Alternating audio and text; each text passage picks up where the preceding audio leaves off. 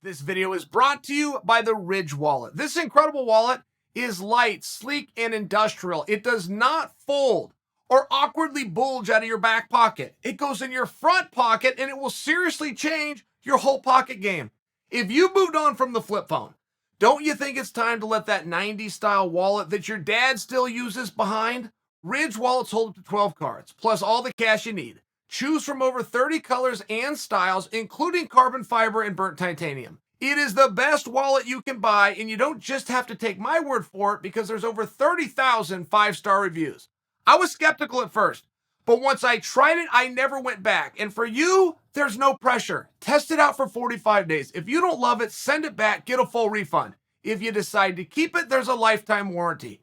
Click the link in the description to get 10% off today with free worldwide shipping and returns. Go to ridge.com/Chael. That's ridge.com/Chael. Use the promo code Chael. Marvin Vettori, this is not even a maybe. This is not even a let's wonder. Not even a discussion. Marvin, let him heal up. Marvin's got the right. He's on cloud nine. He earned it. Let him have his 15 minutes for sure. But once he starts coming down, he's going to be looking for something else to do. 2 words, Sean Strickland. No question. And a lot of times there are, but there's not right now. 85-pounders are booked up, top to bottom. Your champion is booked up. Your number one contenders fight is between 2. Kelvin Gastelum has left the division. Luke Rockholt's got a vertebrae. Right. Sean Strickland. That's your answer.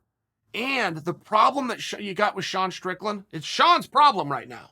Nobody wants to fight him. These guys are scared to death of him. Marvin Vettori will take that fight today. I don't mean that he'd walk in the cage and could do it today. He will agree to that fight today. I don't know that you could even say that about anybody. Nobody wants to fight Sean Strickland. In all fairness, nobody wants to fight Marvin Vettori. And not to mention, if those two teamed up, I believe they could steal the imagination of the organization and you, the audience, as the number one contenders fight. And that's a problem. That's a big problem for Derek Brunson. That's a big problem for Jared Cannonier. I think that those two could steal the imagination and the thunder away. And the only thing that they've got against them is a little bit of politics, which is how do you put Marvin Vettori in a number one contenders fight? Is Adesanya still the champ? And then you try to run him out there for part 3. It's tough. It's tough. It can be done. But the idea of Sean versus Marvin, not to mention, this is how Daniel Cormier explained it. And I like this explanation. Daniel made a video and he said that Vettori did a face turn. Now, that's a pro wrestling expression. That's a vernacular from the world of wrestling. You have a face, short for baby face. You have a heel. The baby face is the good guy. The heel is the bad guy. And when Daniel talks about the turn, okay, you have the guy everybody hates, and then he does a turn and everybody loves him. And Vettori is rough, right? I take Marvin or I'll leave Marvin. Angry Marvin? Amongst my favorite characters on television right now, amongst my favorite characters in sport, not just this one. So when you get angry Marvin that's getting in dust-ups at hotels, who's pissed off about everything all the time, and then he goes out and pulls a badass move like he did last week, which was to not only agree to change weights, to change it twice against Paulo Costa. People used to call Paulo the Terminator. You could talk about the scariest guys in MMA. It is unanimously Francis Ngannou. For that word, for scary. It's followed by Paulo Costa. A picture's worth 1,000 words. The guy looks like he's carved out of stone.